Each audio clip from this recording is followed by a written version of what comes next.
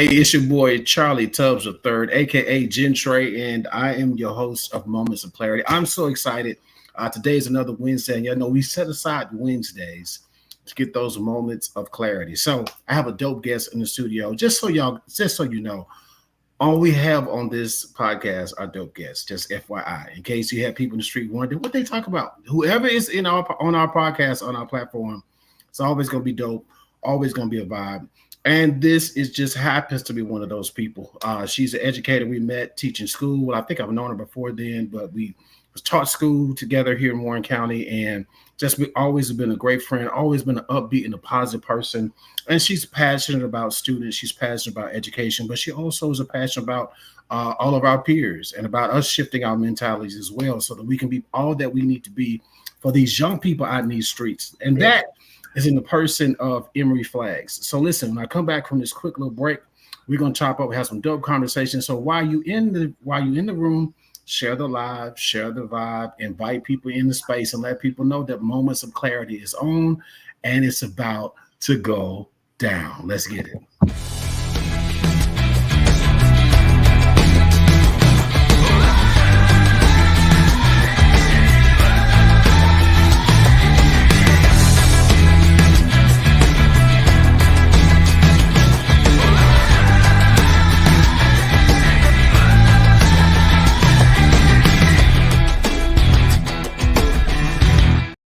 Yo, what's up, people? Listen, I like I said before, I have a dope guest in the studio tonight, and that is in the person of Emmarie Flaggs. Emmarie, how you doing? I'm doing well. How are you doing tonight? I am doing awesome. Listen, thank you so much for taking time out of your Wednesday to chop up with me tonight. Listen, there's so much just going on in the world today, and I just again appreciate you taking the time to check in with us. But listen, a few weeks ago, this is actually before I left to go to California, or it was while I was in California. Right.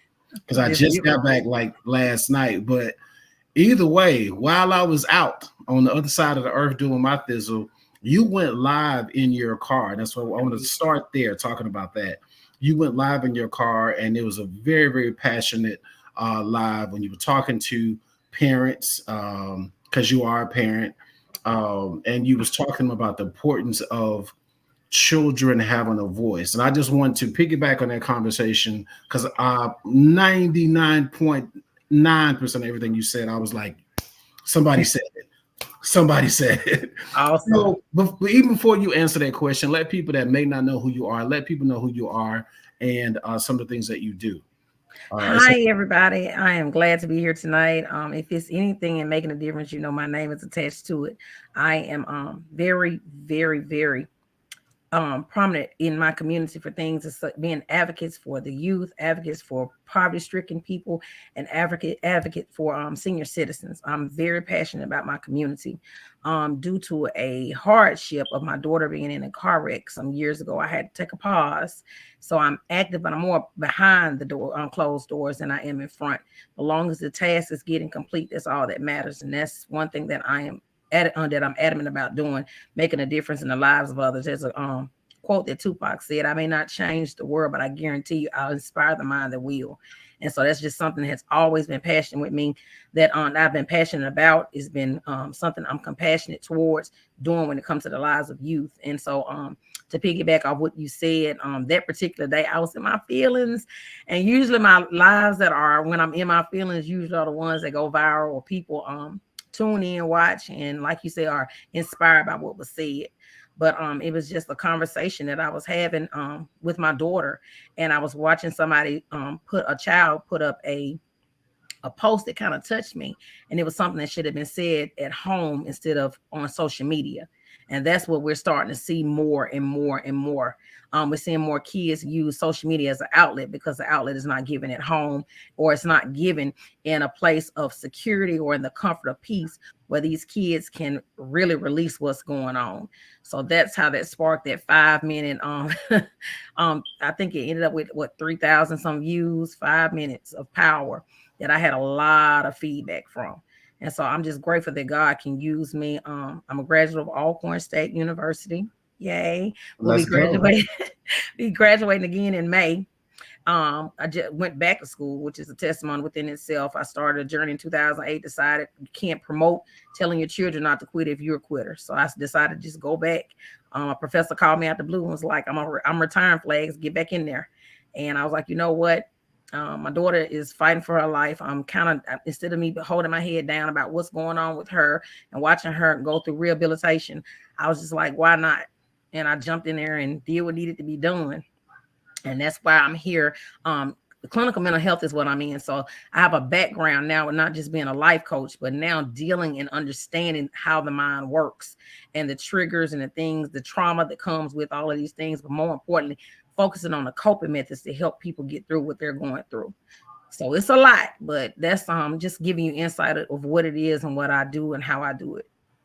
And all those things are amazing, and we need passionate people in positions like this, because I always tell people passion is your power to make a difference. Right. And so I appreciate you for being as passionate as you are, without even telling us sort of kind of the post that got you stirred up.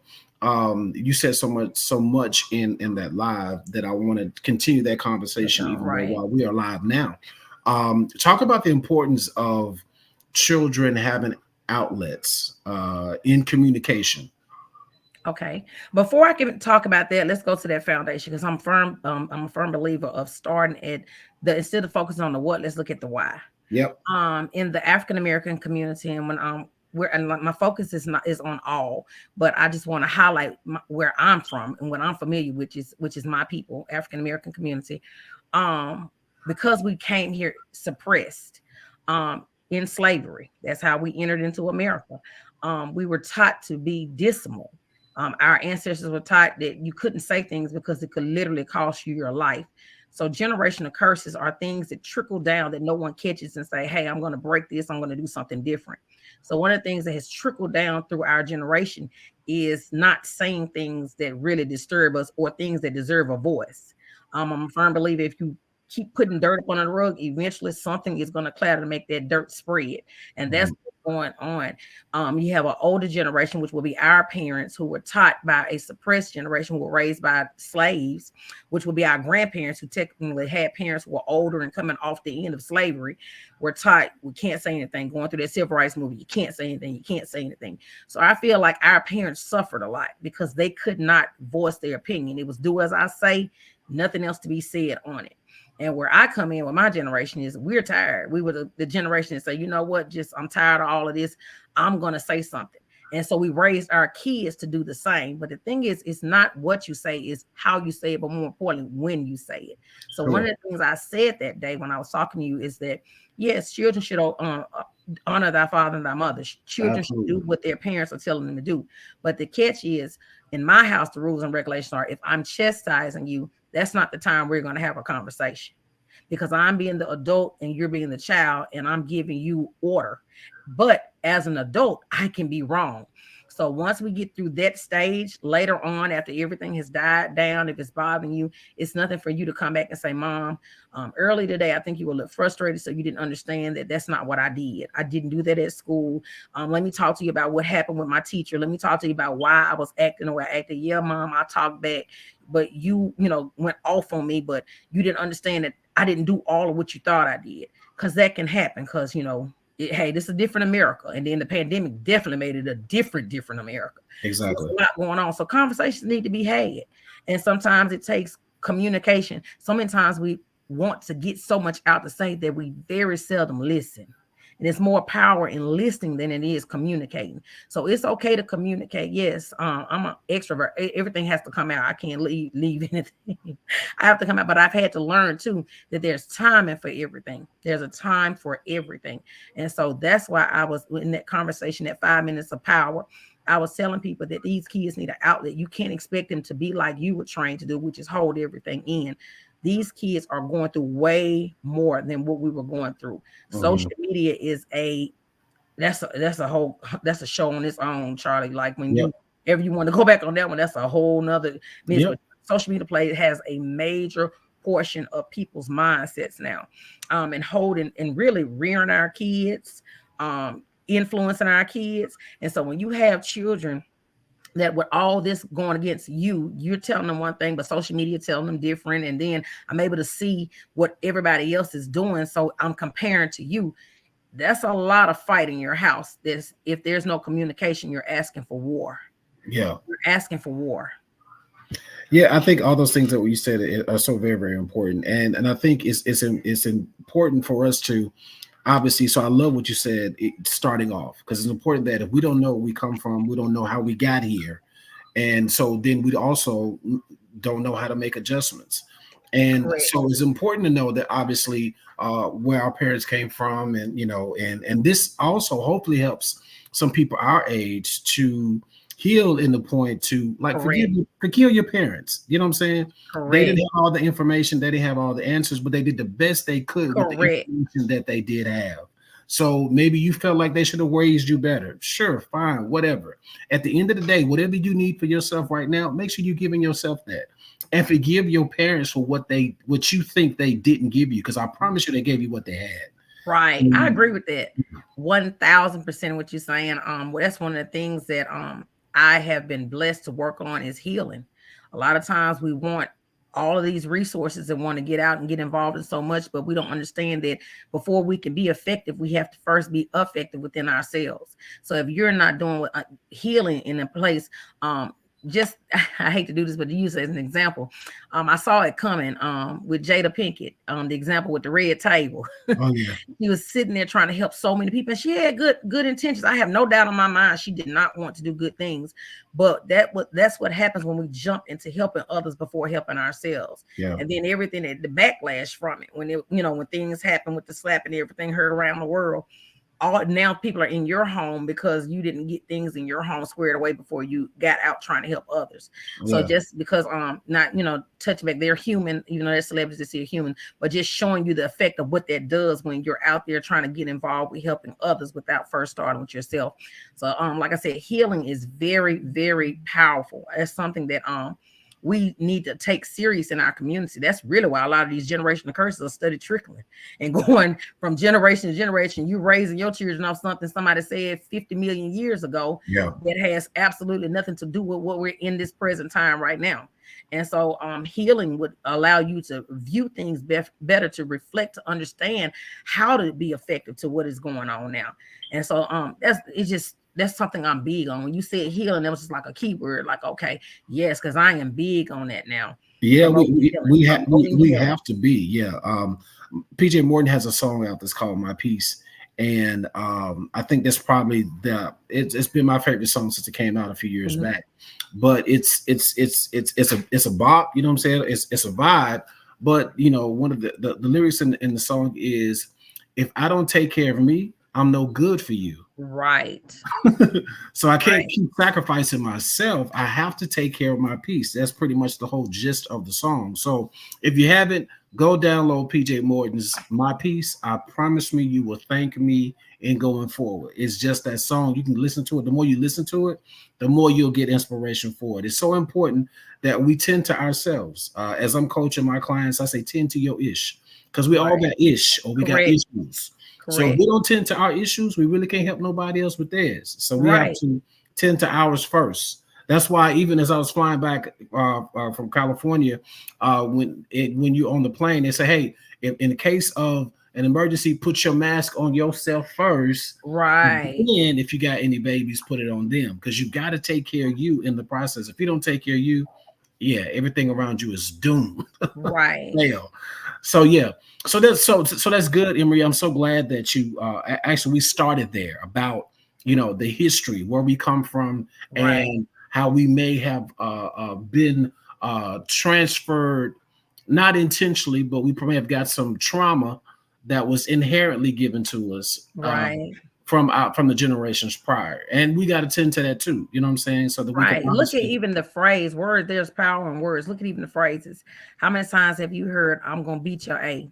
I'm gonna whoop your A. Listen to the lyric. Listen to what's being said. And so when you're saying things of that nature, that's really tearing a child down before you even get started. Those are words of attack. That's not words of I'm spanking you to chastise you. That's you about to fight me. I'm about to beat you. That's a fight. That's Yeah. fighting words. I'm about Yeah. to whoop you. Those fighting words. Yeah. But simple words like that, that's what we're in bed and trickles because that's what was said to me, I'm saying to mine. And to touch back on what you said about parenting, about what our parents knew, there is no manual that comes with individualism. There's no manual. Yep. Everything in parenting is trial and error. Yep. Everything in parenting is trial and error. There's good in the worst of us, and there's bad in the best of us. Yep. So everything we learn as parents is bad, and that's one of the things I had to explain to my kids as well. I'm a young mom. I'm a 17-year-old mom. I started my first child, I had at 17. Well, I had him at 18, got pregnant at 17. But everything I learned was through trial and error. There was no book that taught me how to do anything. It was either learning from what I saw my parents do and dissecting and what I wanted to do, what I wanted to implement, and what I didn't want to do. And it was also as in, okay, this is what I'm learning because I'm actually growing up with you. Exactly. And so I'm learning as well what needs to be done and what should be done. And so one of the things that I've learned is being authentic. Be real. Be real with your kids. That conversation went far with my oldest son with some things that we weren't saying eye to eye. I was 17 when I had you. That's just being honest. I was 17 when I got pregnant with you. I'm a kid. I had just graduated out of high school. So what I didn't know at that age, don't attack me for. Just understand where I am now. I had to grow and learn to be the mom that I am to you. And that's why he was able to look at me and say, well, you know what? My mom was young. What were you doing at 17? Exactly. Okay, yeah. And so it made him have a level of respect because I was just having an authentic, honest conversation with him and just being honest to get him to reflect and reevaluate what's going on to understand it. And so therefore that's how you promote peace. And that's the conflict. People don't want to have the conversation. And then if a lot of times because they're not healed, they don't want to listen because it feels like you're attacking because you're being honest and saying what it is that's going on. You're not attacking. You're just simply being honest. And when you listen from a hurt place, it's always going to be a defense mechanism. That's why I say healing is everything. You're going to hear me say that a lot while we're talking like that. Healing, that is everything. Because even in that healing, you're going to attract brokenness if you're not where you need to be. Because all you know is what's in you. So you're going to attract brokenness. And then what do you do when you attract brokenness? You promote brokenness. So now you're breaking your kids. You can't breaking friendships. You're breaking relationships because you are broken. So healing is everything. And that's the part that people don't want to stick to when they with the healing, because it's not easy. Healing is not easy. If you've ever seen somebody who is getting over a habit, whether it's drugs, whether it's shopping addictions, whether it's gambling, it's hell before it's great. Oh, it's messy. Yeah. Hell before it's great. And that's where people miss a lot of what they could receive from the grooming of the healing process. They give up. They give up on the process because it's hell. But it's so much needed. It's going to be greater later. So if you can endure the messy process of healing, I promise you're better for everybody that you will encounter in going forward. That you stop and you heal. You take the 2 or 3 days or the 10 days or the 20 days or the 30 days, and keep in mind it's a process. None of this happens overnight. You know why? Correct. You didn't become crazy overnight. None of us did. Right? That was it's just facts. We didn't become crazy overnight. You know what I'm saying? It was a process. You know what I'm saying? And so just like we had that process of of trauma, we got to take sometimes just as much time to detox our systems. Correct. To get that level of trauma and an issue out so that we can be better again for everybody that we'll come in contact with. It's so important that we learn how to show up in the world right. And oftentimes people show up in the world the wrong way because, again, they have intended to themselves. Right. You see a person in the store, they got a chip on their shoulder. It's like, now how is that my fault that you got a chip? Now, how is it my fault? You know what I'm saying? And you can't say nothing to them and they snapping off at you. It's like, oh, but you showing everybody that you need to be healed, that you have intended to yourself because you can't control yourself. You out here yelling at the cashier, showing your hind parts, as my great grandma would say. And with the cashier at the store being ratchet, it's like, no, tend to yourself so that when you show up in these public places, you showing up right and people can respect that. Because 10 times out of 10, the ratchet cashier does not have issues with you. She doesn't know you. You're just coming in getting food. So whatever is stimulating her foolishness is you just stimulated by something at home. Exactly. So that's why to be honest, nobody has a points in God. Hey, I want to go with that family. I want that mom. I want that dad.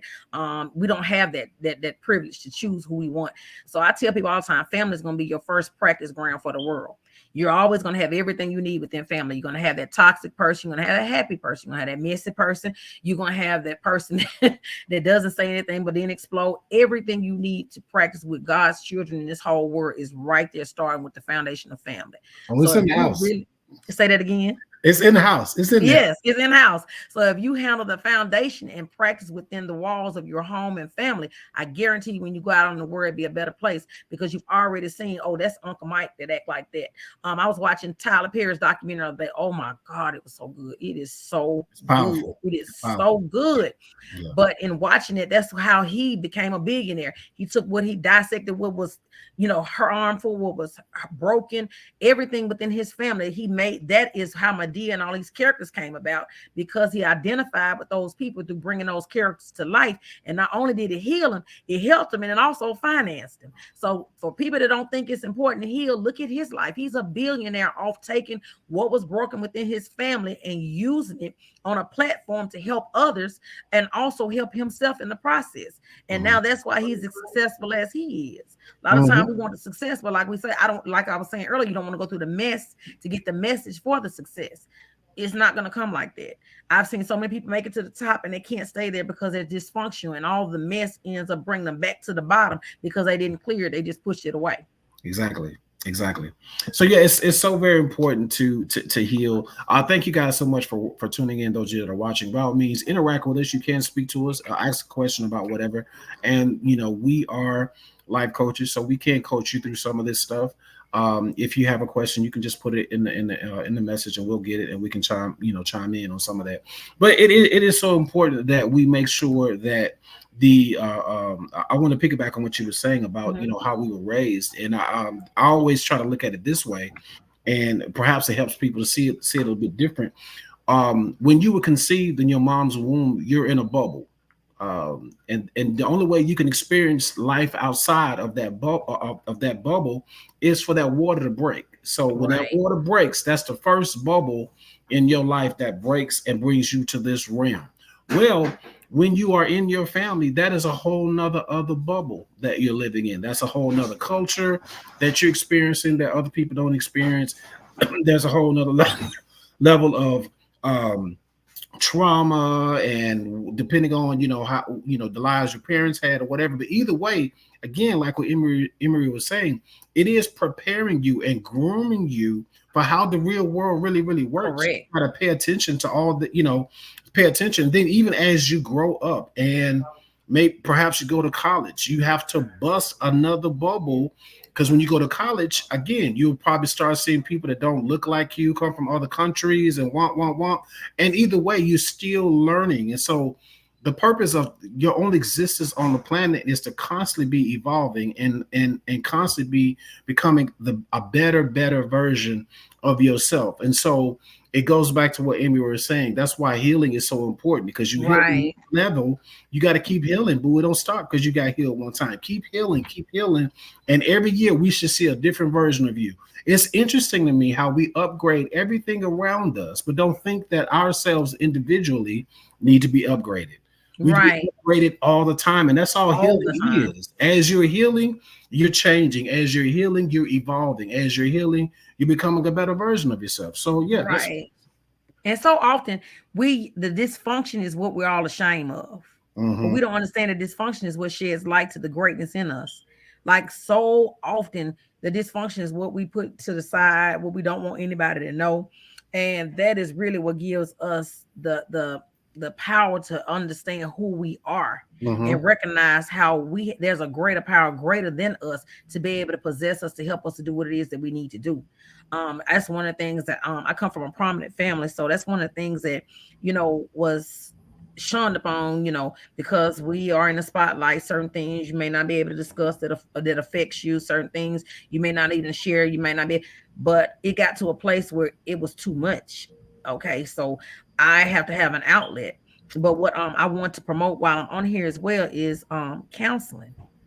There's nothing wrong with therapy. Oh my God. I thought therapy was, let me tell you why I thought therapy was so cool. I'm a huge fan of A Different World. Lord, I still think Oh I'm yeah, Willie yeah, yeah, Gilbert. yeah, I still think I'm Willie Gilbert. And yeah. Relax, Release, Relief. Oh my God. Yes. That was everything. So I was like, it is cool to lay on a couch And you mean I can talk to somebody who, even though I'm paying about an hour, they cannot tell my business and they can help me get it together? I never saw the hurt and harm in it. I don't understand why people are ashamed of therapy. You'd rather tell somebody that owes you no loyalty, that can go and tell the next person, go tell other relatives or go tell other friends, than to lay on a couch or sit in the room, listen to comforting sounds. Because when my clients come in, they like my music. I always have like this soothing music. Gotta So have the vibes. the coolest with the music thing. But you'd rather, where I'm bound to secrecy, you'd rather go tell somebody that can go tell it than to lay on the couch because you fear the judgment. And when a true therapist or a true counselor, they're going to help you dissect you. There's no judgment. These, oh Lord, since I've been in mental health, we hear some of the craziest things. I'm beyond judgment. There's no way I can judge, because the realest thing I've ever heard was my mentor, Janelle Edwards. I love her dearly, still to this day. When she told me, you're going to find your peace when you realize we're all messed up in the world. When you realize everybody's messed up, you're gonna find your peace. Yep. But Janelle is crazy. Janelle didn't say messed up. She used another word. Oh, I understand it though. I understand. Janelle is crazy, but I love her to death. But that gave me so much peace when she said that. She's like, you so worried about the judgment of others, but you don't realize everybody is messed up. So there really can't be judgment, because we all got issues within. We all got issues we've embraced, or either we've seen, or either within us. So the quicker you know that all of us are equivalent to everything. Beyonce and Jay-Z got issues. Look at the elevator issue. That was broadcast around the world, but what did they handle it within the walls? They didn't bring it out to the world. They never spoke on it. It's gone. It's okay to be honest with yourself that we have issues, but the problem is the platform. Where are we releasing these issues? Therapy is everything. Therapy is everything. We in this community got to quit being scared to go to therapy. Nobody is judging you in therapy, and you don't have to. If you go the first time and you're not vibing with the therapist, there are a million therapists out there. Keep going till you find that one that can connect with you to help you understand and become a better you. There is no shame in therapy. Honey, when I see clients out in the store, I act like, I don't even know. If I go off their vibe, they want to speak, we speak and keep going. If they don't want to speak, we don't speak. And that's okay, because behind those doors is business. It has nothing to do with us out there. Now, most of my clients love me, though. They love me when they see me. They want to give hugs and all that. And that's okay, too, because we're in a rural area. So everybody knows everybody. But it's okay to have that hour of power, of comfort and peace where you can just be free. I suggest everybody have a place of serenity, whether it's in your home, whether it's on your job, whether it should be in your home, though, because your home, your foundation. You definitely should have peace in your home. You don't have peace in your home, then that's, you got to work on it. But you should have a place where you can relax, release, and have relief, as Whitley would say. So I definitely want to stress that. If I don't stress anything else while I'm on here, therapy is needed. If you know you're having issues, if you know that your kids are having issues and you're battling, it's okay to say, I'm not okay. It is okay to say, I'm not okay. There's nothing wrong with it until you can get where you need to be, or where you can say, I'm okay.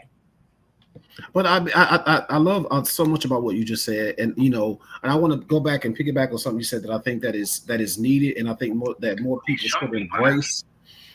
People definitely should embrace being honest with themselves. I mean, if you can't be honest with yourself, come on now. And I love the fact that you were, even as you said, you were talking to your son, you're like, hey, yo, I was 17. Hey, what did I know at 17? Not a lot. Correct. You know what I'm saying? And so, but and I think that level of honesty, you know what I'm saying, your children aren't insane people. You know what I'm saying? When you can get on a level of honesty and be honest with them, I promise you that goes a long way. They will respect the hell out of you for it. And your relationships will start getting better because you can be honest. Even if it's just you being honest about making a mistake. My bad, I missed that. Right. But if you just caught up in just do as I say and not as I do. It's bullying. Okay, all right. Well, good luck. I'm telling you setting yourself up for a lot of unnecessary drama that and in your own house, when you can have peace, and you should have peace in your house. But because you won't be honest with yourself, you can't be honest with nobody around you. So definitely practice being honest with yourself. And that's something that therapy helps you do as well. Correct. Help you see yourself, and then help you stop lying to yourself. And then you can be honest with yourself. And then guess what? you're not ashamed to be honest with other people. Right. Because that's what a real healing is. I think Emily, when you tell your son, "Hey, I was 17, and so I didn't Right. know a lot, so forgive me," I think immediately your son heart was like, "Oh man, I get it. Yeah, yeah, yeah," and that started that started a whole nother level of conversation. So parents, Emory, speak to that more about the importance of being candid and with young people because they mature, they can handle it. A lot of what I've noticed about this young generation, if you go right now and you look on social media, one of the things is social media. One of the things that you're going to see on a regular basis is when you look at the images, what is everybody putting up? Christmas pictures. The younger generation, the matching PJs, the family portraits, even these kids, what, 15, 16, taking pictures with their significant others, boyfriends, girlfriends, companions, whatever it is. So what does that show you? Think about that. That gives you an image of family. These kids want families. They Exactly. desire to have a family. They desire to be loved. So when you're not giving these kids outlets, or your home is toxic, and these kids are not experiencing love in your home, they're going out and attracting brokenness. So they're getting with these other kids. They're getting with this mate at the moment that they think is going to be a soulmate, and they go straight into making babies, into, because that's what I'm embracing. I'm being loved. I want to be loved. So I'm shedding love, and they're going straight into having kids, and then it's chaotic because they can't understand their mind. Somebody, I think who it was. I think it was a grandmother. One of my grandmothers or something said something about. It might have been Janelle. Something about knowledge comes with age, but no, knowledge comes with living, but wisdom comes with age. And Facts. so it's a different story where you got 15, 16-year-old parents trying to figure it out, but still from a kid's perspective, but have been exposed to so much in life that they think they're adults. And so when they get into it, who suffers? The baby. Yeah. You got a baby created out of chaos. And so the baby is suffering because I don't even understand how to be a parent, because I was looking for something which was simple as love. And that's what goes to home away from home. Why I tell people, even with going into the schools, it is outlet also can be school. I don't think people understand the importance of what the jobs teachers hold. When I hear a teacher say, "I'm not their mama at home," that insults me. That insults me, because I had to tell somebody that one time. When you go to school, school is now what, 7:40, 7:50 until what, 3:30. You're not getting home off the bus to right 4:30, something, 5 o'clock. Typical in our area, most moms, dads are at work. So when you get home, you're not even embracing mom and dad. You're usually taking care of siblings because they're working jobs such as working at casinos and things of that nature that require you to be there and not be able to have access to phones. So you're not even saying, by the time mama or dad come in, they're tired. Nobody's talking to me. So how can you say that you're not a child's parent when you're spending that much time with them in the school? One Right. of the things I had when I was a teacher was a safe haven. In my classroom, there's one thing that I started off with one quote. I can't remember what that quote was, but before you could talk to me about your problems, you had to read that particular quote, and then you had to go Google the quote and add a quote to my wall.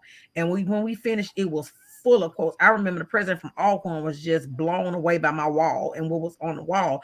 But it became a healing place and a sanctuary in the school for the kids.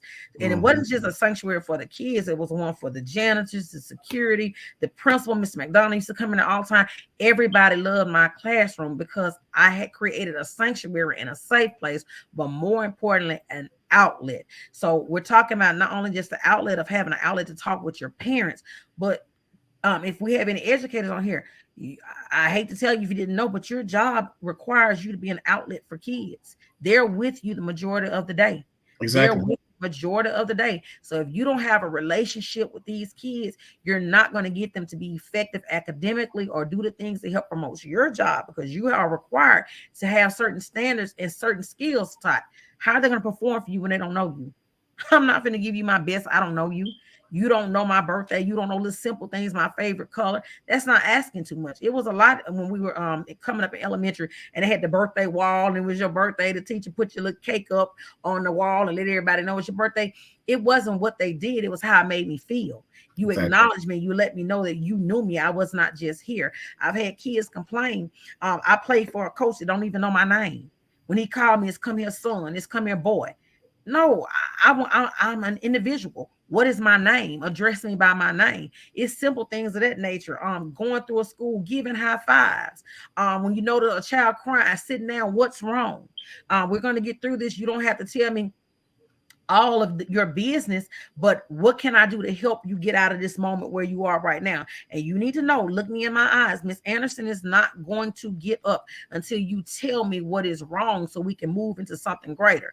So those are things when we refer to the outlets that you're referring to. I just want to let you know where outlets are not, don't just have to be within the home, within the family, within the parents. Outlets go beyond the home. School is definitely a safe haven for a lot of these kids nowadays. A lot of these kids, the only piece they see is in the school. And I'm gonna say this and let me get some feedback with you. When you look at it, I hear so many teachers saying how the kids are different now so much. So look at imagine what these kids are coming from. If a pandemic, we were all required to be at home for a year with loved ones and relatives. That's your loved ones. That's your family. You were in a home. They didn't put you in jail. They put you in home. If you got this much chaos now in children after coming out of pandemic, what the heck was going on in their home? What was going on in homes? If kids are in 1 year, you got this much animosity, kids this bold where they're killing each other at school, this much rage. What happened in a year in a home during the pandemic to make kids this on this level of disrespect, angry? A lot of these kids not just disrespectful, they are angry. So that's what triggers the disrespect. What has a kid full of this much rage where you're going, what was that, Macomb 2 weeks ago? A child 70 shots at a grocery store, at a store. What is it enraged with you that much where you're killing your peers that's overkill. 70 rounds, that is overkill. So that's rage. Where is this trap rage coming from? So what has been going on in these homes for that massive amount of time, a year, where these kids are like this now? You know what? I think what we don't do enough of in our society is shaping or asking the question why. Correct. You know, we can point, oh, that kid is showing his tail. Oh Lord, look at that head acting a fool. They doing this, but nobody stops to say why. Correct. There is I have a few clients and their kids are dealing with anxiety. One, I just sort of kind of calm them down with that. It's like, hey, all of us have it, right? All of us have levels of anxiety. And usually our anxiety comes to its peak when something we want to happen is not happening our way. And we get sort of kind of anxious, right? So all of us have, whatever anxiety, right? So I feel like a lot of these, I feel like a lot of young people, Gen Z and some of these kids that are younger, I feel like when they got here, they all got an extra of anxiety. And I think one of the reasons why they have anxiety to such extreme levels is because I feel like society should have changed or should be further than what it is. It's amazing how technology has advanced further than our socialism has, or the way we socialize with each other. Like we still having hate crimes in 2023. Like you still got extreme racism. You still got extreme racism in 2023. So I think when these children get here, they are so wired for the future that they said something's wrong. Why haven't we gotten past civil rights? Why haven't we gotten past racism? Why are we still stuck right here? Because and it just speaks to the fact that as a society we haven't evolved the way we should have evolved. Right. I feel like that's a trap, but it goes back to what we were talking about as it relates to parenting.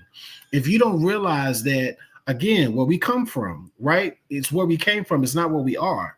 So we did come from a lot of trauma, and that's why you got to process that trauma. You got to burst these bubbles so that we can, one, be who we need to be, so we can be who we need to be our children, even though we think or we know our parents want that thing to us.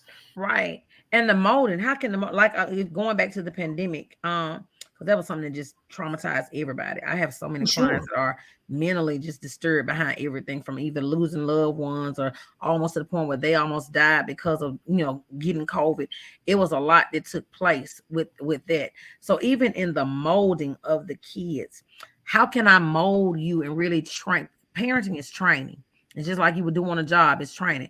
So technically, how can I mold you if I'm not there? I'm coming home fussing at you, but I hadn't seen you all day. I'm fussing at you by the kitchen, but I hadn't seen you all day. You're coming in from work 11 o'clock at night. You're fussing at me because I didn't wash the dishes. But how about, hey, how was your day? Your homework, did you get that done? I'm proud of you for looking over your little sibling today. But you should have washed some dishes. I'm gonna need you to do that because I'm coming Mm-hmm. home from work. I'm tired. That's a Mm-hmm. simple conversation. But you need to get up out of my GD bed because you didn't wash them GD dishes like I told you Right, to. right. You hadn't even spoken to this child, but you enraged because they hadn't done something, not understanding why they didn't do it. It could have been they've been tired. School can be draining sometimes. Exactly. It was the pressure of the world with these kids. I didn't have to worry about somebody taking my picture, putting it on Facebook, and 1,000 people laughing at me because my hair's short or because I'm overweight or because we didn't have that kind of stuff. I mean, it's me against the world, as Tupac said, when it comes to this social media. Because Yeah. one wrong picture can allow you to be a celebrity overnight. And it can in the how the perspective of the picture can insult you. Andrew says not getting no love at home is very traumatizing.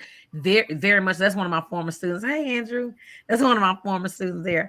But that's true. Not getting love at home, not being told I love you. You have some parents right now. I've had parents in sessions refuse to say I love you because nobody's ever said it to them. They feel like they're being a whip if you say I love you to my kids. So they'll sit there knowing that they want the child to respect them and knowing that they do love the child, but it's just something I can't say to you because if I say it, I feel like I'm weak because now Or or I would say it this way. I think some people, because I have people in my family like that too. They can't say I love you. right, The way I heal in the process, I was like, okay.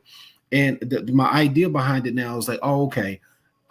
They can't give you something they haven't gotten. All right. right, So it's like I can't give you. It's like me demanding $20 and they broke.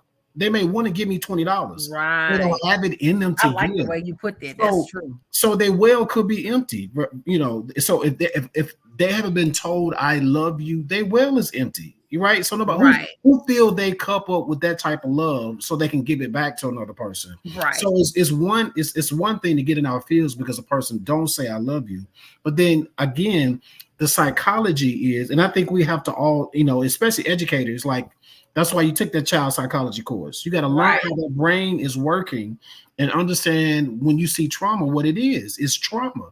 If a person can't give you something, it's because they don't have it in them to give. And it's not because they're being stubborn. They just don't have it to give. And so right, we have to respect that too. And but that's how you keep your peace, right? So, right, I have people in my family that they just don't say I love you like that. And it's like, well, cool. They ain't gonna stop me from saying I love you because I have enough love in me to give, right? right, So that's what I tell people. And so we gotta, that's why you forgive your parents because they gave you what they had. If they didn't have it in them to give, they just didn't have it in them to give. So you forgive them for not having it to give to you, and still love your parents the way you should. You're supposed to always honor your mom and your father. You know what I'm saying? and I've seen Irregardless of whether they was there or not. They right. couldn't. I've seen that in therapy too. I've seen children come from parents who have abused them. Mhm. Children come from parents who have neglected them or have drug habits. They love the ground their parents walk on. There's nothing like a mother and a father. Yeah. The judgment is not in what has happened because these kids love these parents. But the reality is that look, you still my mom. At the end of the day, it hurts me. I've seen grown people cry and break down. Mhm. 40 years old, 30 years old, Mhm. break down Mhm. and cry because they feel unloved. My Mhm. dad's never told me I love. My dad died, and a person may say their father is deceased, and they never heard the parent say they love them. That Mhm. is something that traumatizes people as Absolutely. adults. Mhm. And like It, you said, never being said, because go back to where we came from in our time in those times, you couldn't say do your emotions, you couldn't show your things that hurt, you couldn't do things of that nature back then. especially men. Men were taught Right. to suppress Oh, all of their a emotions. topic Yeah. for a whole show. Yeah. Yeah. Oh man, extremely. So men got it even worse. You know what I'm saying? So men got it bad, but women had it bad too. Like women couldn't talk back to the man and all this crazy stuff. So we just come from a lot of trauma. So as African Americans in any community, we have inherent trauma. You know what I'm saying? And so even our parents disciplined us under duress. Really, Right. because they were traumatized themselves. You know what I'm saying? And so in their minds, they were doing the best they could with the tools they had been given. And so that's why, you know what I'm saying, I always try to help people to mend those relationships with their parents, because it's like, hey, they gave you the best they had. They gave Right. you what they had in them. If they didn't have it, they just couldn't give you what they didn't have. And I know that sounds and so I'm not trying to discredit a person, the way a person feels, or their trauma from a parent not saying they love you. I'm not trying to discredit that at all, but I am trying to get you to see another perspective, so that one, you can start your mending journey and your healing journey, so that you can be all you need to be, irregardless of what somebody else didn't give you. And so my question then is, what are you giving yourself? Are you giving yourself self-love to a point that if somebody in your family don't say they love you, can you still be okay? Can you still be good? Can you still function? Can you still show love? Can you still give love to your child who needs it, even though your parents maybe didn't tell you that they love you? Can you see the error in their ways and correct your behavior to give your child something that you may didn't get? You know what I'm saying? So just trying to help people to get on a path towards healing, because it's so very, very important that you get on that path for healing, because it's going to help make you the best version possible. And again, once you're better for yourself, you're better for everybody that you'll come in contact with in this space. You're better for your children. You're better for your peers. You're better for your work environment. You know what I'm saying? Because only because you've taken time to tend to you. And Emma will be right back. She just had an issue with her computer, but she's coming right back. But that's just so very, very important. It's important that we be intentional about getting on the men to become a better version of us. I said this before. Oftentimes we look at everything around us. We upgrade our cars, we upgrade our clothes, we upgrade our phones. New iPhone 15, gotta have it. We upgrade everything around us. We don't think that our heart needs an upgrade. We don't think that our soul needs an upgrade. Yeah, you do. And you gotta stop, you gotta pause, you gotta take these time to tend to. Let me what's ailing you? What's making you so mad? What's making you so frustrated? What's making you agitated with life? And maybe it is your child, but your children are a direct reflection of who you are. So if you haven't tended to yourself, your kid is you. That's the wrestling match. You're fighting with yourself. And when you don't spend time with you enough to know who you are, man, you don't know who your child is, because they are you. They are a direct reflection of you. Just like we were made in God's image, your child is made in your image. And so they are a direct reflection of who you are. So to say that you can't handle your kids is to say that you can't handle you. Right. And the purpose of you being on the planet is so that you can handle all of it, that you can handle you, that you can handle your for people that are Christians and they need to hear scriptures. The Bible says he can do more you than you can bear. So you say your kid's crazy, it's probably because you're crazy. You can bear Right. you can heal yourself, and at the same time you're healing your kid. So you can bear that. So Right. stop complaining about them being crazy and start tending to yourself and start taking some responsibility for how your house is operating. If it's crazy, if it's out of order, tend to yourself and get it back in order, boo. I Yep. refer to that as wordplay. I think that we don't realize the power in words. We speak these things, and we're speaking there. The scripture does say, "Life and death lie in the power of the tongue," and for those that are non-believers, words manifestation is everything. So if you're speaking these things, calling this child crazy, you're stupid, you're speaking these things into the reality. But typically, those are adjectives you either heard before as a parent or someone that said to you. So you reflect the pain to your child, because again, we go back to the healing. You have not healed. So what has happened to you, you're now transitioning, and there go generational curses. You're trickling it down to your kids. And then what do? Grow up, call their kids crazy and stupid. So it comes to a point where the self-reflect, that's why I say, going back to what we said, therapy, the self-reflect is allowing you to see you and what you need to do different, or what was done to you to hurt you. Ask yourself. I saw Mary J. Blige put up something a while ago that says, I became who I needed as a kid. Become that person that you need when it comes to identifying with your kids. When there's Yeah. something that hurt you, don't don't depict that on your child when you know that's something that hurt you as a kid. Be Yeah. what you needed as at 30. Whatever age your child is giving you that chaos at, be what you needed at the age. Is it frustrating dealing with this new generation? Oh, yes, it is. It is. But the thing is, what are we going to do about it? Are we going to continue to feed into the issue, or are we going to work more toward what we can do as a solution to try to fix the problem at hand? If you don't fix it, I guarantee you the music will. I've never Hmm. seen so many kids with headphones and earbuds in my life. And if you're talking to them, it's to the point where they can't even hear what you're saying, but that's their safe haven. That's their comfort zone, the music. 10 times out of 10, and listen to somebody that can relate to what they're going through in life. It's going to be your Rod Wave. Nothing against Rod Wave, but I've listened to his music. A lot of brokenness. The NBA young boy, a lot of brokenness. So they're identifying with these people who can feel their pain. What is the problem with that? Nothing's wrong with identifying music. I love Lil Kim. Just did try to, imitate. Respectful is something that for my birthday that she had in the Crush on You video, but the respect version. But I'm Yeah. just saying, I never wanted some of the things Little Kim did. I understood she was an entertainer, that she wasn't my savior, and I couldn't do these things. One of the things I elaborate on that video that you're talking about, the 5 minutes, where I talked about Megan Thee Stallion. I just saw a live with her today. Exactly what I was talking about in that video. She was saying how she was hurt and broken. But people may not know her background. She basically was raising herself. Her mom and her dad died, and her grandmother ended up dying on her. So she's what, Mm. 23, all this fame, all this is going on, and you got these kids trying to be like her, not recognizing that she's trying to learn who she is within herself. She just did a whole video on Instagram about that today, saying how she had to go to therapy because she was hurting. And I heard her song Anxiety, and I'm like, are people really listening to this? This girl is broken. And so in listening that she was saying today that she went to therapy, and just how therapy really helped her, and how she had to get rid of friends because some of the people she thought were her friends were really, when she was drinking and doing the things that were destroying herself because she was trying to deal with her issues, they were taking her to these clubs, getting her, and that wasn't what she needed. She needed somebody to say, hey, this is not you, you better than this. Let's get you some help. And so Right. that's why I'm bringing up these people to show you, because who are your kids listen to?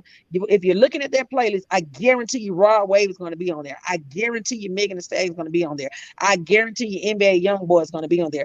And these are broken kids with plenty of money that are on a platform who are identifying with your kids because of the lyrics and the hurt of pain, not Exactly. rejoicing. Not Exactly. rejoicing. So if they don't have an outlet and you're not guiding the outlet that's needed, I guarantee you're going to have negative influence guiding the outlet that these children need. And that's usually going to be sex, drugs, and bad habits. That's what you're going to have, Ain't no because doubt about it. that's how they're going to release their pain. You're going Hmm. to have them fighting at school. When they're Johnny fighting Kevin, they're not fighting because Johnny actually stepped on his tennis shoes. Kevin mad that his dad is in jail, and Johnny mad because his dad is not taking care of him. So I'm going to fight the kid because is going to feel my pain, and Kevin saying that Johnny's saying that Kevin gonna feel his pain. Kevin saying that Johnny gonna feel his pain. And now you got a war, a full-fledged war that started off with a fight in the hall because you stepped on my shoes. It goes out to a war in the streets. You got me doing drive-bys because we're mad technically about somebody stepping on somebody's shoe, and it's really is not about that. It's Yeah. about the issues at home that have now Hmm. come to me finding a victim of choice, that I can blame you for what I got going on at home because nobody is listening, nobody cares, and nobody's trying to hear it. And I'm not going to say in all situations that you have parents that are not trying to hear it. Some parents are literally working 3 jobs, 2 and 3 jobs, trying to make it. So it's not that they don't want to hear it. It's technically they're too tired to hear it, or they can't hear it because they're at work. Not everybody's just not neglecting their kids. You got some That's good facts. parents out here really trying to make sure their kids are taken care of and have food on the table and clothes on their back and lights on and water on. But Yeah. because of the way the world is now, where middle class is really carrying the backs of the rich, you working your butt off trying to keep food on your table. So therefore, you don't have time to raise your kids like you would love to because you're working 2 and 3 jobs. And that's hectic on how can you raise your kids when you got all of that? You got you and let's be honest too, single parenting. You got these parents. I'm a single mom or I'm a single dad, and I'm doing a two-person job all on my own. Yeah. So when is there going to be time? Then you have that parent that is trying to do it and saying, okay, I'm taking care of my kids, but when is there time for me? I'm about to mentally lose it because I can't get me together because I am taking care of my kids, and it's overbearing to me.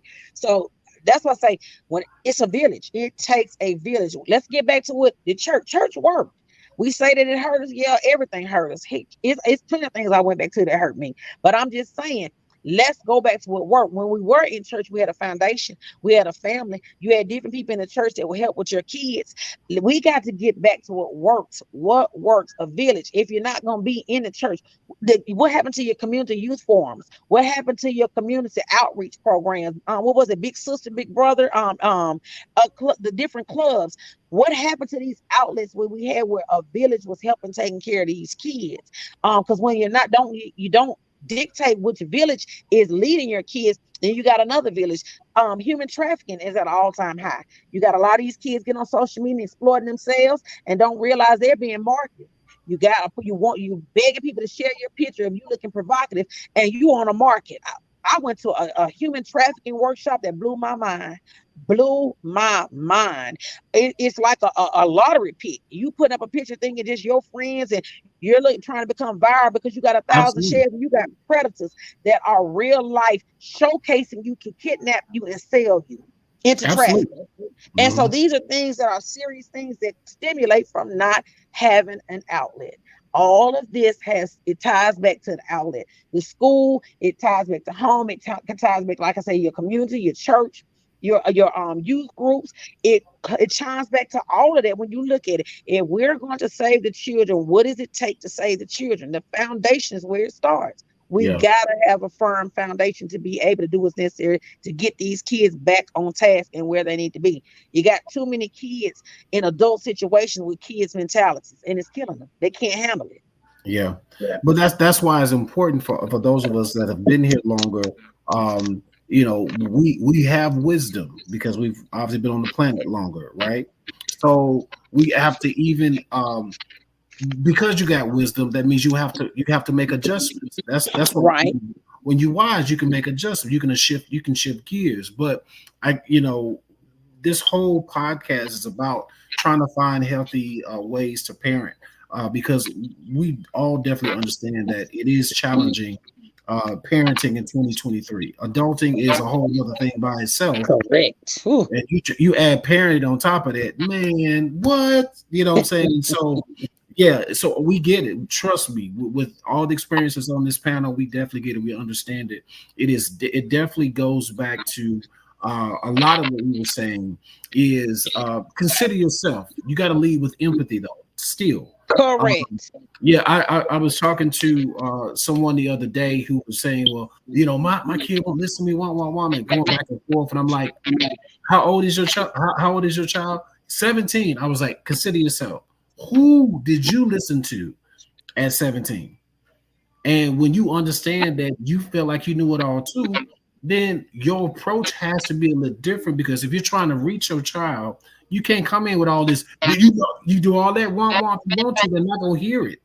They're not gonna hear Right. it. So you gotta teach your children to be emotionally intelligent, and the way you do that is by first being emotionally intelligent and not Right. flying. Lead by example.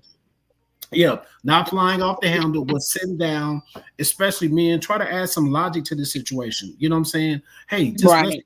let's think about what happened. Let's break it all down. But you got to be able to talk through that. There can't be a yelling match. They're not Right.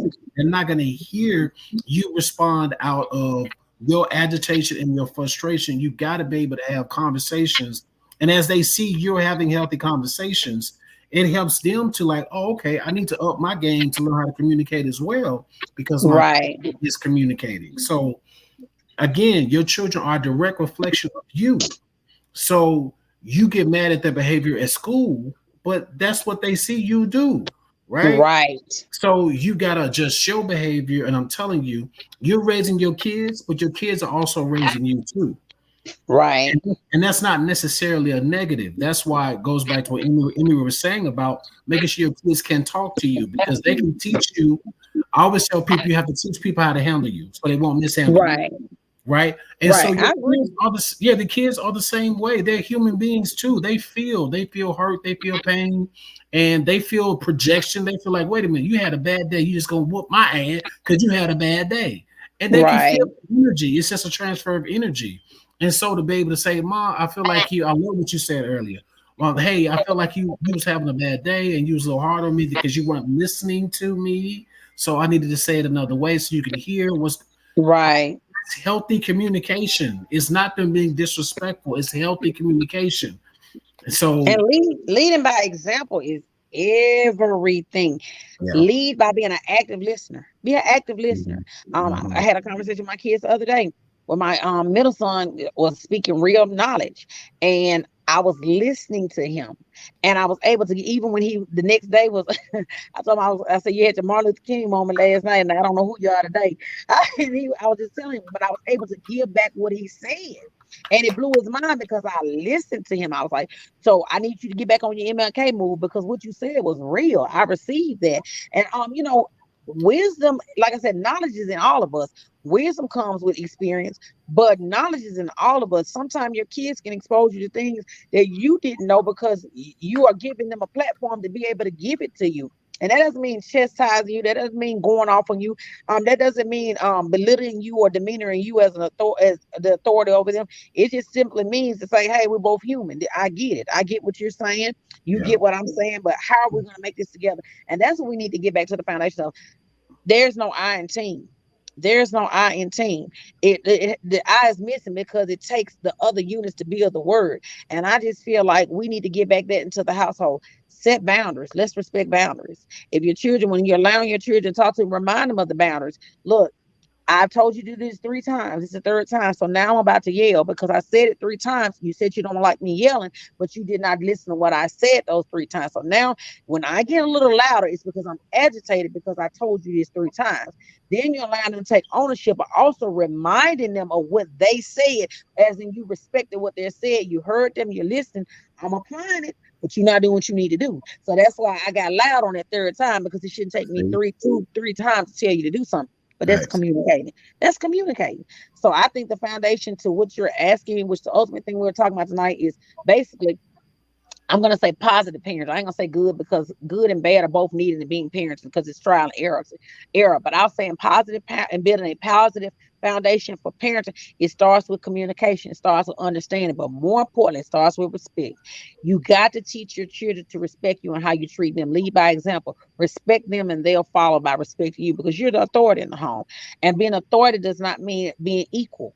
You got to get back. A lot of times in this generation, we want to be young, we want to be forever young, like the song say. And it's okay to be forever young. It's okay to look young. But if I go right now to the store with a 2-year-old's bib around my neck, you're going to think something is wrong with me. Why? Because I've grown past that stage. So some of these parents that want to be 15, 20, you got to let it go, man. You got to meet yourself in your reality. You are 30, 40 years old. And some of you are grandparents at 40 years old. Doing what you did at 20 is not you anymore. It's not cute. It's time to Thank you. have fun, look young, but respectfully, age gracefully. Do what you got to do at the 40-year-old mindset to respectfully do it. And so there's nothing wrong with looking good and feeling good and having Exactly. fun. Nothing wrong Exactly. with that. But how we do everything is everything. How we do it is everything. And remember, when we take this pledge to bring birth these kids into the world, that's an obligation. These kids don't ask to come here. That's an obligation. So if you're not prepared and you're not ready, then you should think about that before you're bringing them here. Because when they get here, that becomes your responsibility. That's you. So and they're a reflection of you. I've seen kids that have been adopted by great parents, but they still Hmm. have that question in the back of their head: why did my mama not want me? Why did my dad not want me? Had the That's best valid. life. I'm talking about rich kids, had it great, but still, who am I? I don't even know who I am because who I was, assigned to gave me up. So, like I say, parenting is everything. It starts with the foundation. Make sure you're mentally prepared before you take that step. And you're not gonna be prepared for everything, but just understand to be equipped for what it is that you're walking to, so that you Hmm. can give your children your best. You're not gonna be perfect, but you can give them your best. And like I said, the teachers, we need you. Understand who you are. Understand your role in this, how you can be effective in helping these kids as well. So the ultimate, I think, from you wanting to do this tonight, the ultimate thing is what can we do to help these kids? And that's it. That is part of the solution. Be communication, respect, lead by example. Those are the starter points. Once you do that, you can move into the boundaries. Now, these are my boundaries. We're not going to do this and we are going to do this, or we can negotiate this, but we're not going to negotiate that. Set boundaries, stand to them. It'll teach us accountability and structure in the home. That's the second way to go in it. So I'm just giving some pointers. Like I say, I learned through trial and error, and anything I can do to bless another parent, bless another mentor. Those that don't have children, you may have people that you mentor. You may have nieces and nephews that you play a role in. You are still family, so those are still your kids. Technically, you're part of Exactly. their village. It's You're still the that village. godparent. Yeah, you're the uncle. You're the cousin. If you have that power of influence to change that child's life, to motivate them to be the best them, do what's necessary to lead by example and set that example and helping that child walk, and more importantly, identify their greatness to be able to walk in it. Facts. And I love Andrew, and that's good. I'm glad you said that. We talked about this earlier. It's so important. Parents, it's okay to own your ish. It's okay to apologize. Because Yeah, Andrew. there's no such thing as a perfect parent. There's no such thing as a perfect person. So, but you apologizing is just showing your humanity, which anybody can, Right. right? It's okay. Yeah. So get over this whole thing where I gotta be right. Man, you being right is overrated, especially when you're It wrong. is. It Especially is. when you're It wrong. is. It Yeah. is. So just be able to own your mistakes, own your frustrations. I promise you that will go a long way with the child that you're trying to raise. And it will also help them to own theirs too. They'll be like, okay, well, my mom or my dad can own their mistakes and they can apologize. When I make a mistake, guess what I'm gonna do? I'm gonna follow suit. I'm gonna apologize Right. too. So it goes back to everything Emmarie just saying. You are setting the foundation either way. You're leaving a legacy either way. You get to Correct. decide every day what type of legacy that you're going to leave, or what type of impression you're going to leave on that young person that you're grooming in your house. You get to decide every day. You're gonna leave one regardless. Right. You gonna leave them to unpack some bull, you know what I'm saying? Or you're gonna leave them with some strong foundation they can stand on and they can build their family on those same good foundations. So I agree. just be 1,000. thinking about that. Be thinking about that, especially because you're dealing with another human being. That's another life, right? So they are Right. fragile, and you got to handle them with care. And no two people are alike. So you can't raise one child like the other one. They different. Correct. And you got to help them to embrace those differences about themselves. Like, oh, okay, I may give this person a little bit more time because they need it. They're a little bit more fragile. Want. But you got to know that you're dealing with. They're all different. So you can't say one size fit all because it really don't. Right. And another thing, and listen, what I thought about as well, toxic environments. Toxic Mhm. environments are another thing that's killing kids. The environments, the toxic environment, the saying I'm staying in this relationship because I'm doing it for my family, but y'all fighting every night, beating the heck out of each other, saying you're staying together Over for there. kids. Right. No, the toxic environment, that you have a problem, whether it's a drug habit or some kind of issue that you're going through, and you're toxic. That's one thing. Just because mom and dad are mom and dad does not mean that mom and dad can mom and dad. I'll say that Facts. again. Just because you're mom and dad does not mean that mom and dad can mom and dad. You got some people that are toxic, and you're more hurtful to the kid than you are helpful. But because you have the assigned title of father or mother, you feel that you're obligated to be there, but you're not ready to be there because you're not being beneficial to the kids. I have seen more kids be ruined by that right there, that combination right there. Because Yeah. I'm in the house, but mom doesn't even know who mom is, and you're Mhm. destroying that child mentally because you're toxic. There was a stage in my life when I was younger, I was club hopping when I had my first child, because like I said, I was 17, 18. But I sat him down and talked to him. Look, you gonna stay with your grandmama right now, because right now I ain't gonna lie, I'm all over the place. And I don't want you to see me turned up. So, and turning up consisted of, at the time, drinking. I was young. Hey, I went to Alcorn.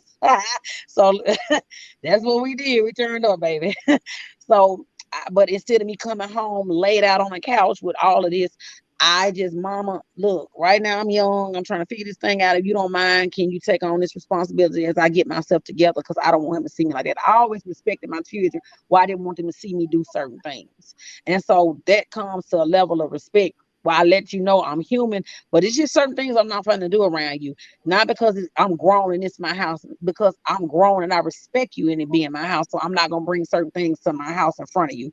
Nowadays, you're doing too much in front of your kids. You're Exactly. mad because your kids later on.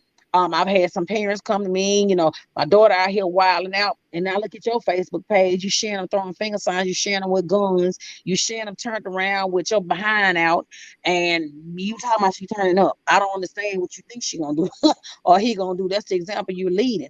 So if you're not in a position to parent, it's okay to say I'm not where I need to be, but also mature enough to say, I'm gonna get there. I'm gonna get there because I don't do the toxic. I've seen the result of toxic parents being in kids' life, the long-term damage it destroys. And so Yeah. I don't do toxic parents. If you're not where you need to be, I can't deal with you. And even when I've gone before the judge speaking on behalf of parents, I, I'll tell in court, no, counseling first. No, judge, counseling, because this right here is going to destroy this child. Then you end the pop in and pop out parents. That's another Mhm. thing. You leaving a void every time you telling the promise, I'm coming, I'm gonna pick you up, and you a no show. You in and out. You can't be consistent. Parenting is consistent. I've never seen so many parents in my life that say, I would just want to. This is my catchphrase here. When I hear a parent tell me, I just want to see my child. What do you mean you just want to see your child? What about raising your child? What about feeding your child? What about providing for your child? Usually that is a sign of a toxic parent when they're hollering, I just want to see my child. Because if you're saying, I just want to see that child, it's obvious you're not in that child's life. Because why would you have to want to see something that you're already there to see or taken care of? That's a key factor. When you hear parent hollering over and over, she won't let me see my child. He won't let me see my child. Be honest. Let's go to the foundation. Why is it seeing? Why is it not providing? I don't know a parent is going to turn around a parent for providing. If a parent, your history pattern is 10 times out of 10 going to be you're an absent parent. You are not actively there. And so a mom is frustrated or a dad is frustrated because you in and out. And then they're the person that have to pick up the damage when you're gone because you're not consistent in that child's life. Consistency is everything. Yes, can you be in one state and another state and raise a child? Yes, you can, but you have to be proactive. Don't leave and go to another state until you know you have a foundation with that child before you just up and leave, or a relationship before you just up and leave. That's a part of parenting, figuring it out before you jump up and make a move. And that's some of Right. the things that I'm seeing now with people. Like, you're not understanding the role of what it really requires for you to be a parent. So you thinking because you call every blue moon, or because you know how you're not a parent because you calling every blue moon and raising a child that can't even come, that can't that's not able to get on the phone and talk to you all the time. This new generation of parents is really confusing me because I didn't come from that. My mom and dad were in the house, and I'm not trying to step on those whose parents are not in the house, but it's really confusing me how people are really thinking that because they shoot a text to a kid. Who was that? She was a celebrity. Her dad was like, I follow you on Instagram, so I thought you were okay. The girl that goes with I was just like, she's a celebrity. She is. And she was crying out for her dad. That show you that money doesn't mean anything. The girl was real life having an interview with her dad.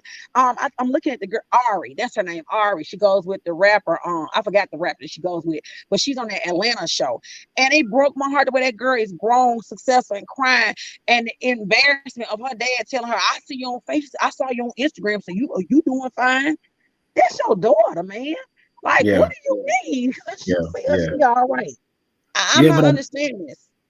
But I guarantee, so there's some brokenness. There's some brokenness there for sure. And I guarantee you, if you check with the guy, her dad, I guarantee he probably did not have a strong dad growing up. Father, So right? again, it's all we again, we're all broken. And I love what your psychologist friend said.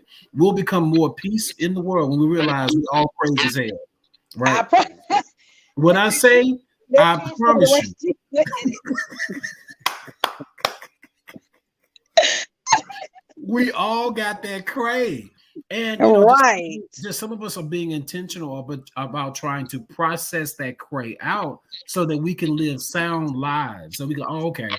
I grew up in a crazy environment, crazy toxicity all around. I still can make a conscious decision on a daily basis whether I lived in that toxicity or whether I climbed the hell out. Right. You know what I'm saying? And be another type of Right. person and be better. You That know what I'm is so saying? crazy that you say that, because TD Jake said that one time he was giving this story. I'm gonna be real brief on it, but he was giving this story about the set of twins he was interviewing that came from the same household, same mom, same dad. He interviewed one twin. He asked the twin, what was his problem? The twin said, I drink a lot. TD Jakes asked him, why do you drink? He said, because my dad was an alcoholic. He said, okay, he ministered to him, asked him how he want to get better. Then he went and got the other twin, talked to him. He said, now how long have you been drinking? The twin said, I don't drink. He said, why don't you drink? He said, because my dad drank a lot. That was just so powerful to me when TD Jakes brought that up. same twins, same house, No, same that's age, but one mhm. decided the perspective was different from each one, but one decided to do something different. That was powerful to me. Exactly, because I mean, we like to think that we don't have options, and we actually do. You have an option every day. You can choose to be better, or you can choose to be bitter. It's completely Right, up to you. And you know, we can't control what has happened to us in our lives. We can't control, you know, we can't control how we were raised. Again, it's called the lottery of birth. We couldn't pick our parents, we couldn't pick the family we were born into. But we right, make a conscious decision every day whether we hold on to that toxicity that makes us crazy, or do we break away from some of those ideals and start thinking about life a bit differently, so that again I leave the next generation way better, way more emotionally stable, and correct, emotionally sound than I was. So that's a correct. responsibility. You got to make that choice every day. Like I grew up in, you know, saying you just own it. I grew up in a crazy environment, but I'm gonna make a decision that To my do children something different. never have to experience that. You know what I'm saying? My children will Right. never have to experience as somebody yelling at them, cussing them out, calling them a piece of whatever, whatever, whatever. I'm going to And make that's a breaking the decision. curses. That's breaking That's the it. curses. That's it. That's it. Yeah, But you know, even what I even say too, even beyond a generational curse, Emmarie, I always say this too, because when you think about it, this it just hones into it a little bit more different and a little bit more clear. Beyond the generational curse, I always tell people it's a generational decision. And so, correct. because it I literally like is that. that. That's exactly how you break the curse. It's making a different decision. And so it's a generational decision. You're doing the same things that your mom did. Some of you doing the same things that your dad did. Just make a Right, decision and go the other direction. Do a full 180 and go in a different direction. right. Um, I think it's Progressive. I was talking to one of my friends the other day about this commercial. Progressive, the insurance company, they have this commercial out, and it's so comical. It's designed to be funny, but when I saw it, I actually got traumatized by it, because it says we're trying to help homeowners who are becoming their parents. Have you seen that commercial before? I hadn't seen no. It's funny, and so you got all these people that are sort of kind of young, but they're acting just like their parents. And so it's funny. It's designed to be funny, and it is comical. But then for me, being a person in the mental health field, I'm like, that's traumatic though, because Right, it gave us a foundation. We're supposed to build a better foundation. You know what I'm saying?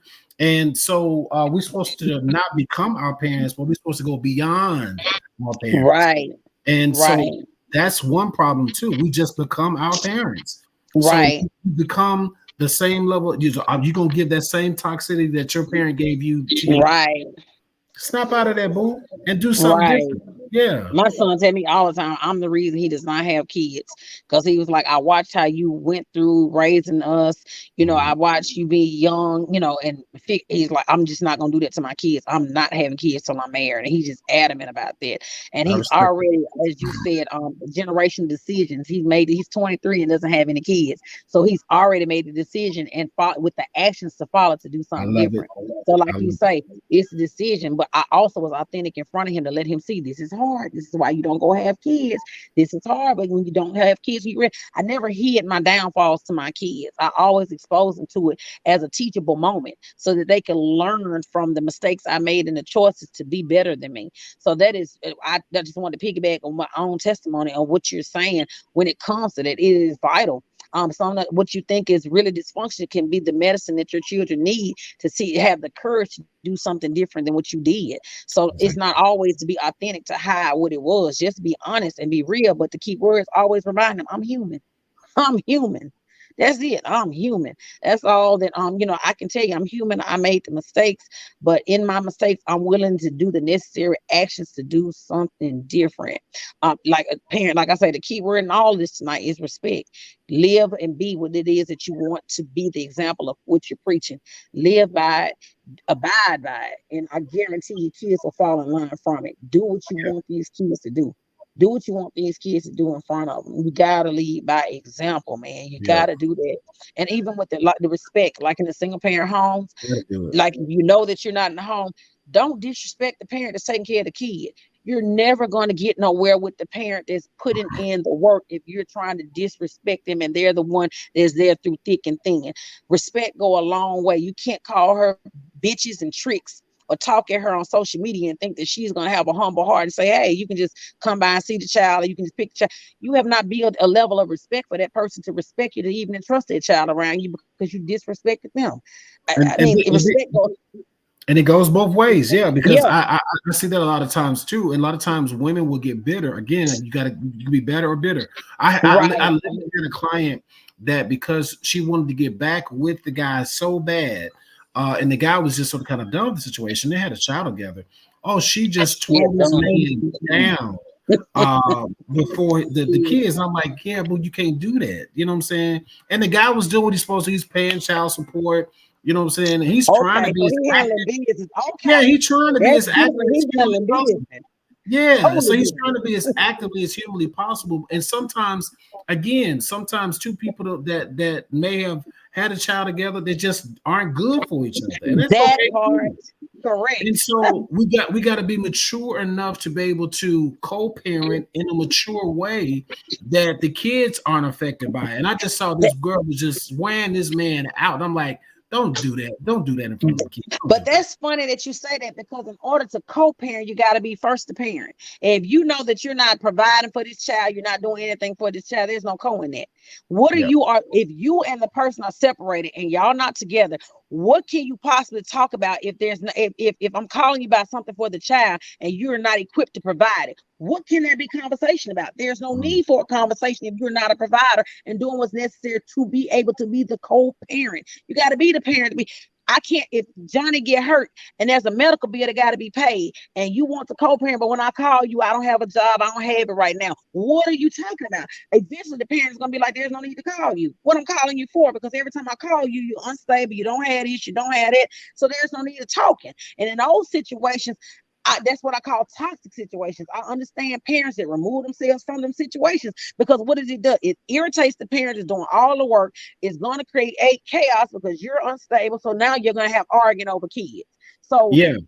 in those situations, I understand when parents fall back because of what's at hand. But to those parents that are active on child support, trying, calling to pick up the child because they're trying to provide for the child, that's a whole different ball game there. That's a whole different Yeah. ball game. But Active parents and inactive parents are two totally different ball games. oh yeah, but but I would even say another further to people that may have those inactive parents, because I have seen, I've just seen so many different ways this thing pans out. Even for someone that may have the unactive, let's say if it's a female and the dad is not as active as she may like the kid to be, or like him to be with the kids. Um, those kids still love his dirty draws. Right. And so it's still not right in my view of the whole thing for the female to tear him down. It's like, because, and I've seen it build, it cause a lot of friction between the mom and the children, because the kids love him, even though he's not doing what he's supposed to do. That's They true. still love him. And so, yeah, just gotta. And when you get on the phone, you can cuss him out all you want to and tell him he ain't shit, his mom ain't shit. You can do all that as long as you want to when you're on the phone with him, but don't do Right, that but not in to front of kids. kids. I agree with that Yeah, 1000%. because again, you're trying to make the kid bitter because you're bitter, but these Right. I kids agree with don't that know one their dad. Yeah, and Right. so I agree with what that. Now, ends up negative talking happening? Mhm. negative bashing kids, that's always parents is always a no-no.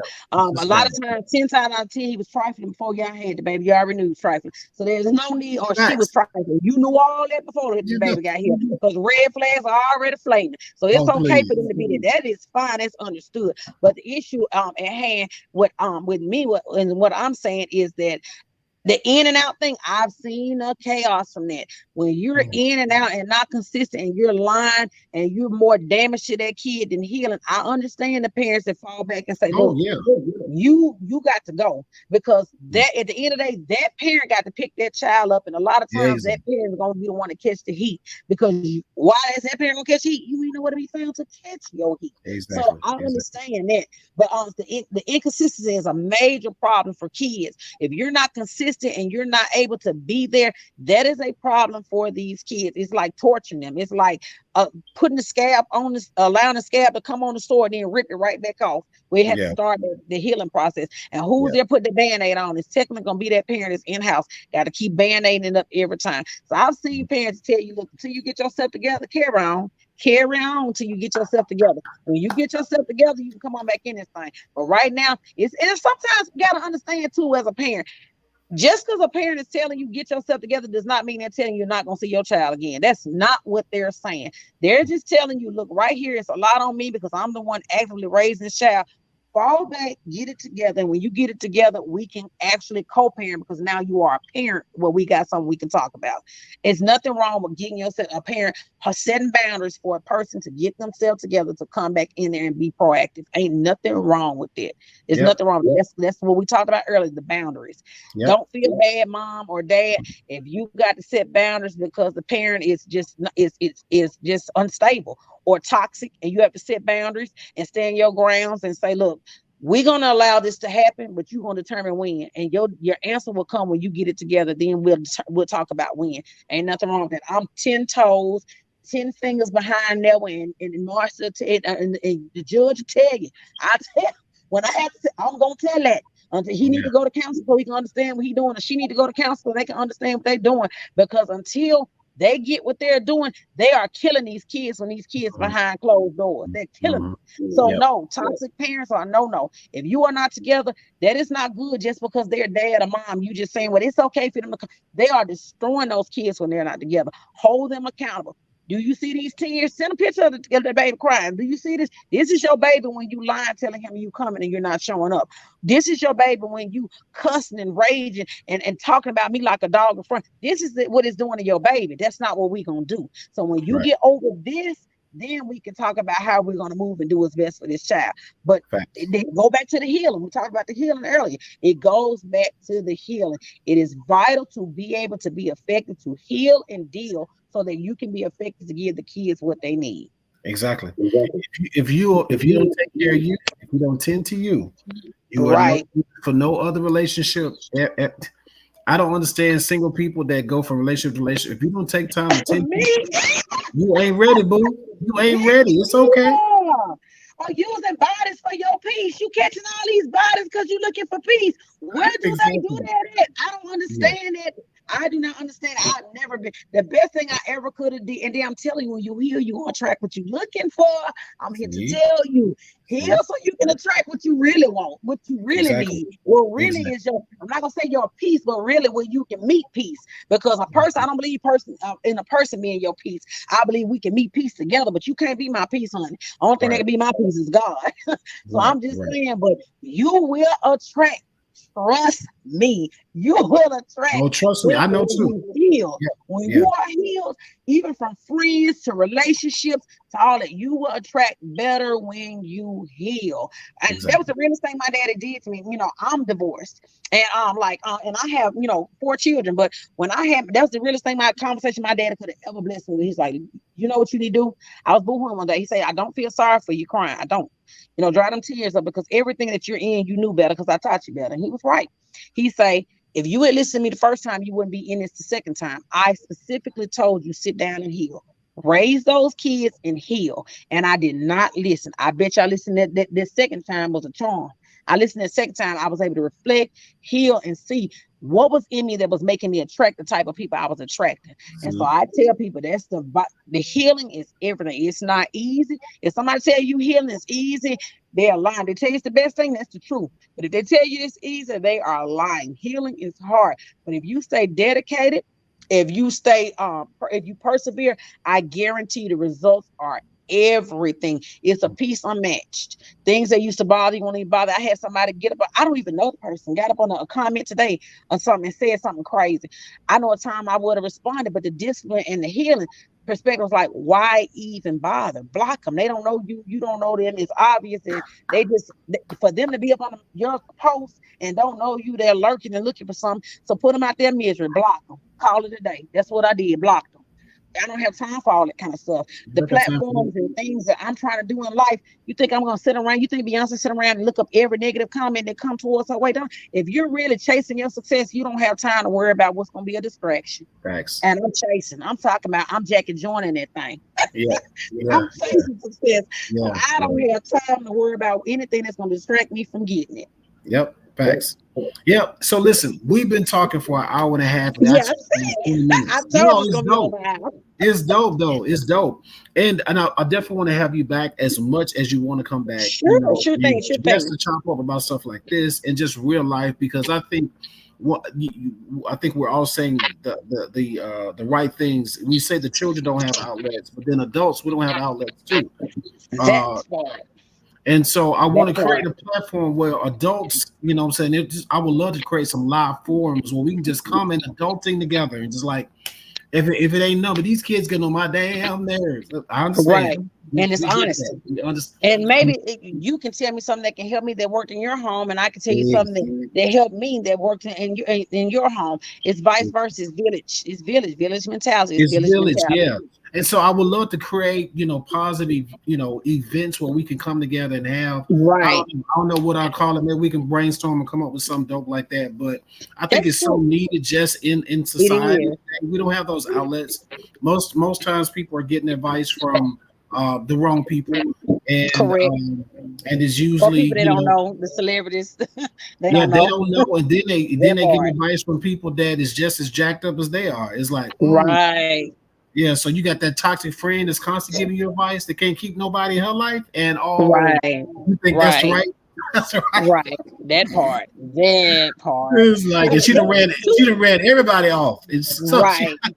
Right. you Like think that's the like right I said person? earlier in the interview 2023, I really took a year to self-reflect. Remember, I told you about the Jada Pinkett at the round table.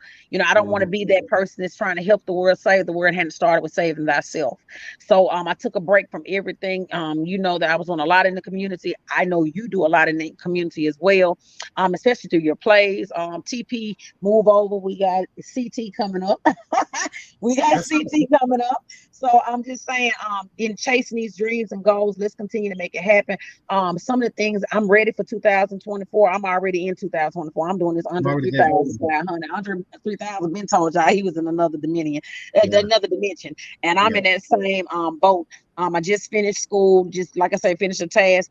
I got books coming. I have platforms that I'm in the making. When I'm not doing anything in the 23 because this is the end of my journey, my healing journey for myself. But 2024 move out the way. I got so much that I got coming forth, working through my son's organization, Faith. It's a lot of things that we have our hands in and moving around. And some of the things that we're touching on tonight are some of the things that will be coming up in a book. Your girl is writing a book. Let's Yay! go. A book, a series. Hey. Yes. Well, you let me know if you need somebody to write a forward. I got you. I will. Like in speaking engagements coming up. I have a lot in 2024 Let's that I'm putting go. my hands in. And hey, move over, Fantasia. I'm coming for Oprah. That's my girl. I've always wanted to be near Oprah, and I'm coming for her. So Let's I'm go. just saying, I'm speaking and manifesting into my life all that will come to pass. And I think it's going to be a journey where we're going to help a lot of people. I'm determined to help those who want to be helped. Those that don't, I hope that prayerfully you'll be inspired at some point to change and be motivated to do something different. But those that won't, what God has blessed me to give, it's coming. It's coming platforms full force in 2024. So I'm blessed to be on a part of your platform tonight. I'm blessed to be engaged with anything you're doing where you need help. Now with the plays, I don't remember stuff that much. So I will lose my role. I will forget my role.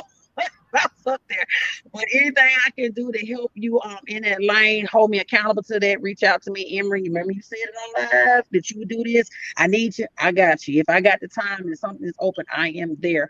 I am graced to I'm working. Listen, no, I'm working on a reality situation. So you gotta come on through now. You ain't gotta memorize no lines. You just okay, yeah, because you know how I am. Let's go. Okay. So Yeah, I have enjoyed being on here with you tonight. It's been worth it. I hope that we help some people out there. My social media is changing right now. It's private, but in 2024, I got you. Everything will be public. Like I say, I was serious about protecting my peace and protecting me and getting me together.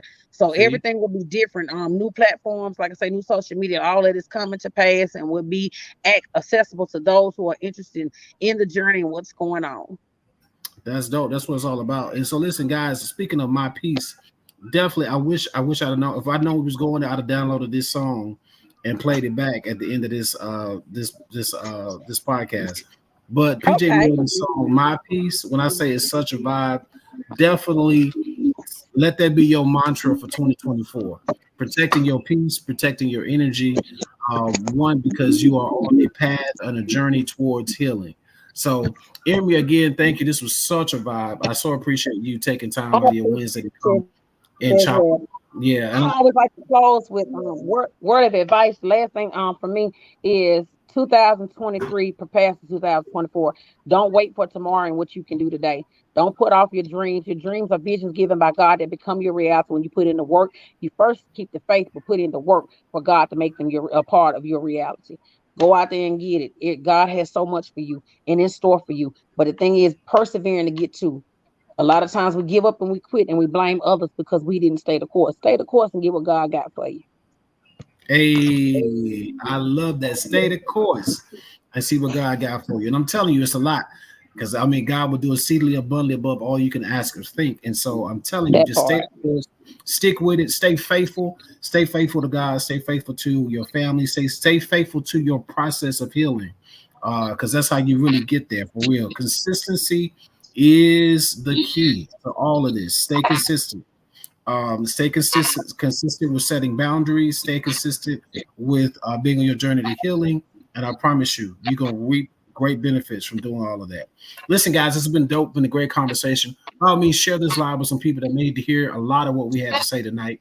You can follow Emmarie. She's on Facebook as well. And then again, she has a lot of stuff that's coming out in 2024 that you may want to follow her just so you can just keep tabs on it because she's going to be moving like a freight train. I just would kind of feel like Yes, going sir.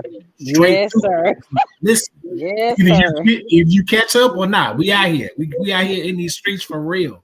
So listen, until next time, I want you guys to stay positive. Stay positive. It's a choice. Every day you get to choose whether you're going to be negative or bitter. Stay positive. Choose positive. Choose positivity. Stay positive. Stay emotionally and keep trying to become emotionally intelligent. And you do that by doing this, staying clear. So we'll see you next time. Take care.